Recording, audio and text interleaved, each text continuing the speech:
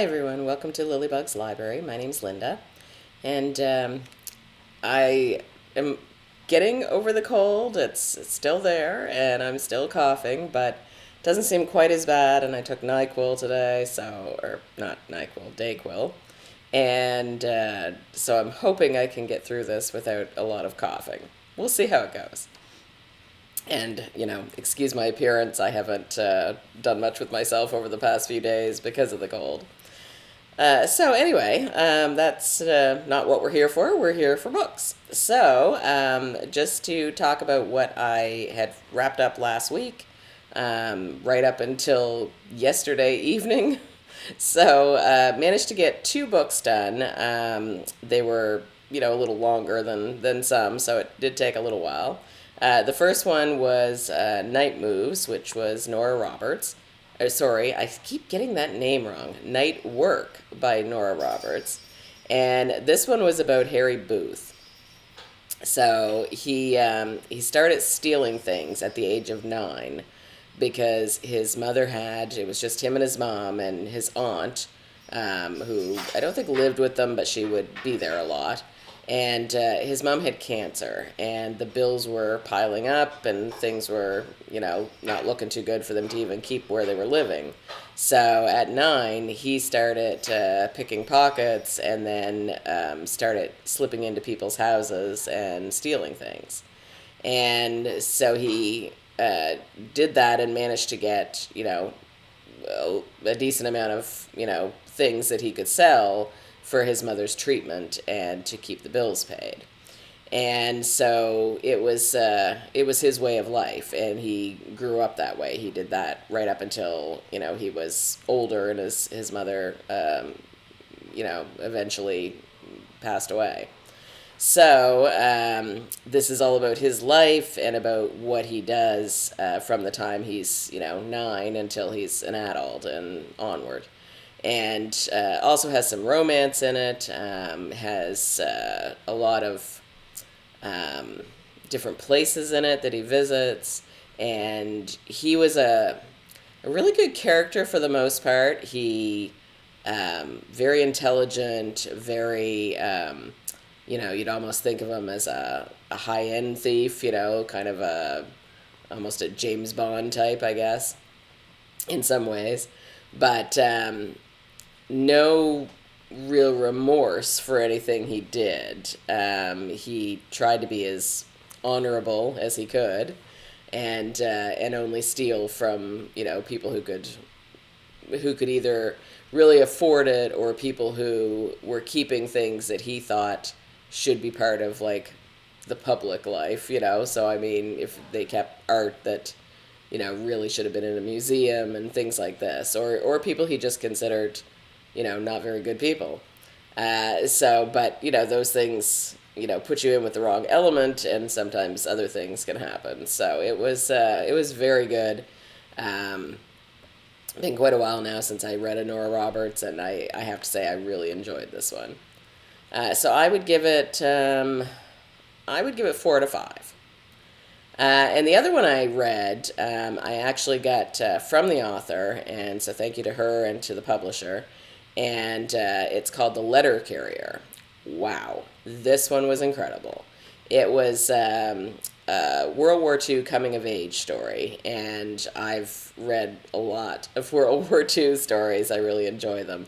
And this one was excellent. It's based on a true story about Michelle Naget, and I apologize if I'm pronouncing that wrong. And it was about her and her family, who spent 4 years as captives in their own home because it was commandeered by the Nazis. And they were expected to serve the Nazis, to do their cleaning, to cook their meals, just generally look after them.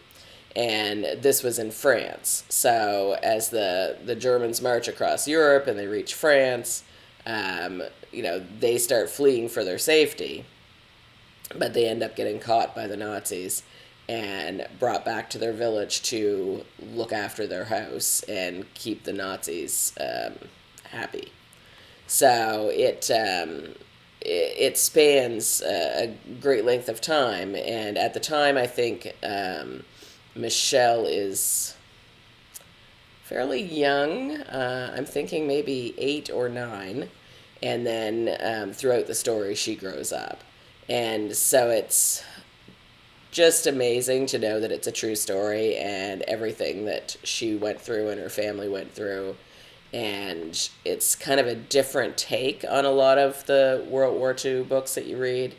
It doesn't involve the camps. It doesn't involve things like that. This is strictly kind of them in their house and their village and what everyone goes through under the occupation of the Nazis. And I thought it was excellent. Definitely a 5-star read for me, and I encourage anyone to check it out. It was just incredible, and like I said, knowing that she's that it's based on her life, it was really heart-wrenching at times. And I actually that's most of what I've read over the past few days, so it really made an impression on me. And L.C.Lewis, who wrote it, it's the first book of hers I've read. I do have other books of hers. I just have not quite got to them yet. But this one made me want to read the others even more because I realize now what an incredible writer she is. I found she really, brought the characters to life, and she really made it so that you felt like you were right there experiencing it. So that one was really good. So those are the only 2 things I got read over the past week. I'm working now on middle grade March, so I'm about to start the Happy Hollisters, so looking forward to that. Wonderful husband and I are excited because we had to return The Briar Club by Kate Quinn, and it said it was going to be months before we'd get it back, and we were, quite sad. But I actually managed to get it through Hoopla. Excuse me. Managed to get it through Hoopla as an audiobook. So we just went to the part where we'd left off, and now we're listening to it each evening as an audiobook. So whatever works, we are determined to finish this book. And we also have another one on the go, The House of Mirrors, which is about Mrs. Holmes, Mrs. Hudson, I think, and Sherlock Holmes. And so that one's been very interesting too. So lots of good books on the go, and so we're looking forward to making some progress on those. In the meantime, we're still like this, and this is just a little over a week now. I did go get it checked out, and it's just your run-of-the-mill cold, I guess, but it's a lengthy one, and they said that it could be another week.